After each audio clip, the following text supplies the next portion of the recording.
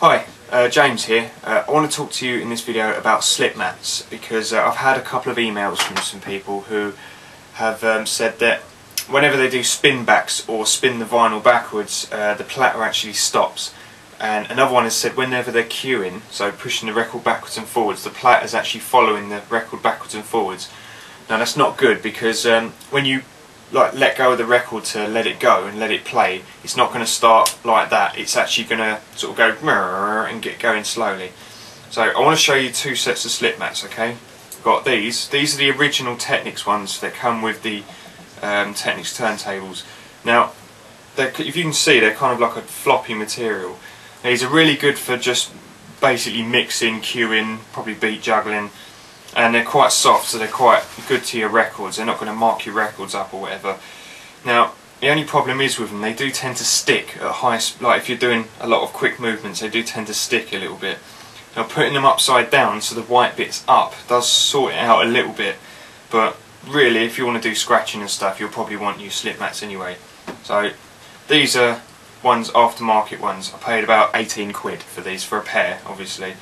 And to be honest with you, they're not much better. You can see they're kind of stiff cardboard, but they are more slippery. But they do. The only problem with them is they do grab the platter when you spin them backwards. I'll show you what I mean. Well, I've got a record on here now, so watch what happens when I spin this backwards. See, the platter actually stops, and that's because the slip mat is sticking and it's making the platter stop. Now this is a direct drive turntable, and these have actually got a lot of torque. So you imagine on a belt drive turntable, the platter would just go backwards.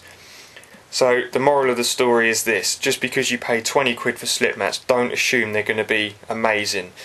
But save your money. I'll show you something you can do just to improve your old ones, okay? Now, take your slip mat off, right? And what you want is a piece of printing paper, okay? You can probably use normal paper, but it's best to use printing paper because it's completely smooth. Alright, just put your printing paper on there, alright, and just push the spindle in the middle through the paper, like that. So it pokes through, alright. Run your fingers round the edge of the paper like that, on all the corners that are sticking over, like that. Now, I don't know if you can see this, okay. You can see it's actually put like a fold line in the paper. Now all you've got to do is just cut that out with scissors, okay. So let me just do that quickly.